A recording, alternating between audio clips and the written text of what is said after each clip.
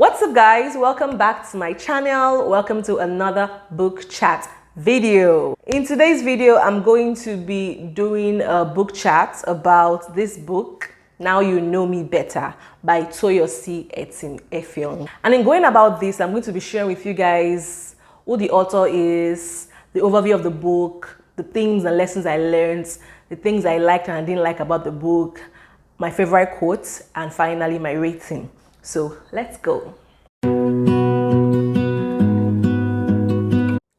So the author, TOYOSI EFFIONG, is a media personality based in Nigeria. She has worked with Sahara TV, Arise TV, and she's currently into, media content producing, something like that. I'm not so sure, but she's a media personality, that has, that knows her onions and has been around and is quite well known here in Nigeria, and I dare say some other parts of the world, who is doing very well for herself. She's a married woman, married to one of the most hottest popular actors in Nigeria, and she has a daughter. I've been following her for a while, and I also listened to her July podcast, and that was where I got to really, understand or appreciate who she is better from that podcast. It was just the podcast that she did every day of the month of July, and apart from just the fact that she was so consistent in doing that, I really enjoyed the nuggets of wisdom that she shared each day in that podcast. And from there, I got to, like I said, appreciate who she was more. And I've been following her on Instagram for like 2 years now. Yeah. So Now You Know Me Better. It's a book where TOYOSI shared some of her life experiences. I kind of expected it to be a memoir. I just guessed it was going to be a memoir from the title, Now You Know Me Better. But now, after reading the book, I'm like, it is actually very apt for her to title it as Now You Know Me Better. So this is not a book where she chronicles all of her life, her life's journey, telling you where she was born, how she was born, who her parents are. Like, it's not like a blow-by-blow account like most members are familiar with. So it is not even a memoir. So in this book, she only just shared with us some of her life experiences at pivotal moments of her life, and started from her childhood to, when she started going to school, to when she started working, to, some of her career experiences, some of other experiences in her life that kind of shaped her in a way, and also how she met her husband, giving birth to her daughter. So I would liken this book to you chatting with an old or new friend that she's just giving you gist about some of her life experiences, so that when you sit down with her, you learn so much more about her. And I think that was the aim of TOYOSI in writing this book. And I really appreciate and admire the approach towards this book, because her life story still continues. And I believe if she wants to write a memoir, whenever she's ready, maybe when she's old, much older than she is now, she might decide to write a memoir. But I learned so much from reading this book. She was very authentic. She was very real. And even the style of writing, it wasn't her just trying to use big words or grammar or trying to, tantalize us with vocabulary. She was just, like I said, as if she was talking to a girlfriend or a guy friend. So she used really easy words, plain English. Sometimes she would even use, some Yoruba expressions. I like how it was as if I was chatting with TOYOSI in a way, like she was chatting with me. That's the vibe I got from reading this book. So what are the themes and lessons that I got from Now You Know Me Better? First one is family is everything. In the book, we saw how TOYOSI lost her dad at a young age and how the family came through, and it's very, I was so happy to see something like that, because in African society, if you would agree with me, I don't know, but I've observed that in most African families, the extended families are not always so helpful. I mean, not always. So, of course, some are. And TOYOSI, from what I could read in her book, from what I read in her book, was lucky to belong to an extended family that just came together and took care of her. I mean, her uncle bought her a first car, which I think was a Tierra Honda car. It was a beautiful car from the way she described it. Her uncle, I think when she was going to travel abroad for the first time or so, or travel to the UK, it was her aunt that, took care of everything like that. I think also when she wanted to get an apartment, it was her aunts and uncles that, provided the funds for that. And she even stayed with them before she got her own apartment when she started working in Lagos. So it was just, you know, I was impressed. Yeah, that's what I would just say. I was impressed because that is not very common. In fact, in African societies, it's almost as if your uncles and your aunts are the ones that they don't really want your progress. You know, like I said, this is not a generalized statement. I know there are always exceptions, but I have observed that in most homes, you know, the aunties and the uncles just do not really care, or they pretend to care, but in actual fact, when they're meant to come through, they never do, you know. So it was just very impressed to see how the family members, the uncles, the aunties, always came through for her. And if you read the acknowledgements in the book, she obviously acknowledged all of her aunties and uncles that, you know, took care of her. So to me, just made me see how important family is. Family is everything. You know, family is not just by words, not just by showing up at occasions. Family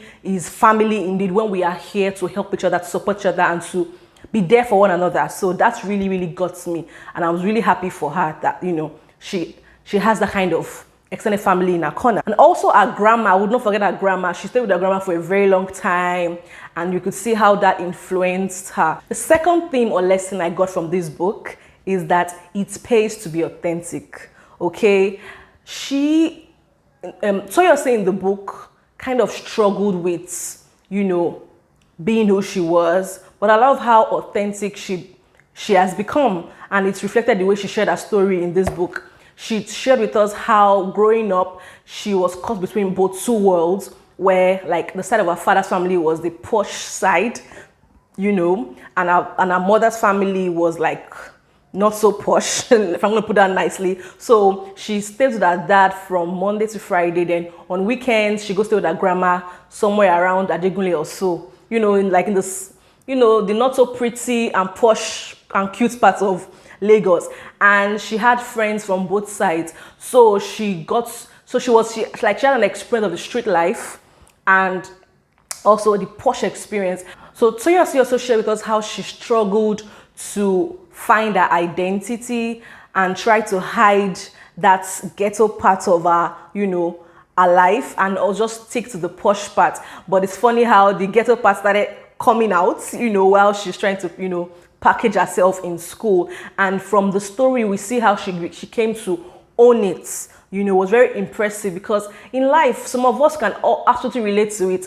There are some of us that maybe grew up in middle-class families where maybe today we had so much, tomorrow not so much, next tomorrow so much more, and then the other day like we're just managing, and there's a temptation to try to keep up and try to, you know, keep up with the Joneses or try to package herself to feel accepted. But I love how authentic she eventually became, and it gives the reader, in case you're struggling with your identity and authenticity because you have an experience from two different worlds, to own your journey, to own your story, and just be authentic and be who you are, knowing that those experiences, those areas in your life, that they form who you are, they are part of your identity, and you should not be ashamed of it. You know, I just love how she eventually got to own it and say she had a rich childhood, you know, and like, I know, yeah, I can relate to that. I also had a rich childhood in my own way, for my different experiences that had shaped who I am today. I think I spoke too much on that point. Let's move to the next point. So the third thing I learned from this book, or the third theme from this book, is be intentional about your journey. Be intentional, because of the fact that TOYOSI, even though she had a lot of experiences, good, bad, rough, you know, just their experiences, I loved how she was always reflecting on her journey. She made a lot of mistakes, you know, she had some issues, whatever it is that happens to her. Even after they happened, she would reflect and just keep going, pick the lessons and move on. And I think her faith in God, being a Christian, played a huge role in that. And I think also the kind of people that she surrounded herself with. So it just really, really encourages one to be intentional. Like, we're not perfect. None of us have perfect stories. None of us have, you know, the perfect life that we know we show on Instagram. But I think what matters the most is the lessons we pick from each, you know, experiences that we have. And that is being intentional, as far as I'm concerned. You could see how she made some errors, or she went through some things, and she took her time to look back and reflect on those things and say, okay, this is what happened. This is the lesson I've learned. This is what I'm going to do. Or this is the perspective I'm taking this from. Even from little things like our traveling experiences, like from basic things will only help you to know who you are better. So I just love how, she evolved and became very intentional about her journey in life. So what are the things that I didn't like about this book? Oh, let me share what I liked first. So like I said, the authenticity was everything for me. I love how real she was. And I love how I think basically all I've said so far has indicated what I like about this book.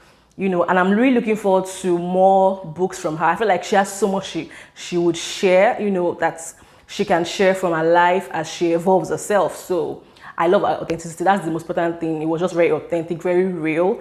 And I feel like we need to start sharing our real stories, not just saying, oh, go for your goals, do this, not just being so motivational all the time. Sometimes just share. I feel like people always learn better when people share their real life experiences, because that's when people can actually relate and become encouraged and inspired by people's journey because they can relate to it. So what I didn't like about this book, or what I would have loved to see in this book, is I really would have loved for her to share more on, some things that she kind of, just moved away from. For example, I was curious to know about her mom. She just shared that her mom worked abroad, so she was always, staying with her grandma on weekends and with her dad on weekdays. So I would have loved to know what's up with her mom, like, is her mom, involved in her life, because she didn't really say much about her mom. She only told us that her mom her mom worked abroad. So it left me curious. But at the same time, she has every right to share whatever she feels like she's comfortable sharing. So that was just the only thing. Like, I had a lot of questions, and also about siblings. Was she the only child? Does she have siblings? I'd have loved to, I was curious about those things. I'd have loved to see that. And also, even in her media journey, though she did quite a good job in explaining how she decided to go into media, but as she kept rising and rising in media, I feel like a lot of people that might be interested in, going into media might want to really understand her journey better. So, but I only got to know those things because I've been following her for a while, knowing that she worked in RX TV, Sahara TV. But I feel like it would have been nice for her to also share how she, got into this space, how she started working there. But I think, she also shared, she actually did a good job in sharing up to when she got the offer, I think from Sahara TV. But I think I just wanted to know more, basically. But seeing that it's not a memoir, I can't expect so much. Even in memoirs, authors have the right to, or they reserve the right to share what they want, and that's just me being curious. That's the only thing. But all in all, it was a good read, easy read, fast read. You can read this book within a day. I read it almost in a couple of, I read it within hours. It wasn't something that I struggled to understand or read, or just keep going. And next thing you are done reading the book. It was an easy read. That's another thing I liked about the book. So my favorite quote from the book actually is not even from the author herself. It's from the forward written by Arit Okpo, who I know to be a CNN reporter or correspondent. I know she hosts African Voices on CNN. I loved one thing she said in writing the forward of this book, and I'm going to read to you guys. So my favorite quote is in page 8, at the second to the last paragraph. It goes thus: I am hungry for everyday stories, for the accounts of people who made mistakes and learned from them, for the journeys of people walked one step at a time, one foot after the other. I'm excited about the stories of people unafraid to be flawed, unafraid to be human. An ordinary story is an extraordinary thing. I feel like that paragraph encapsulates the essence of this book and the essence of what life should be. Like I said, every time package.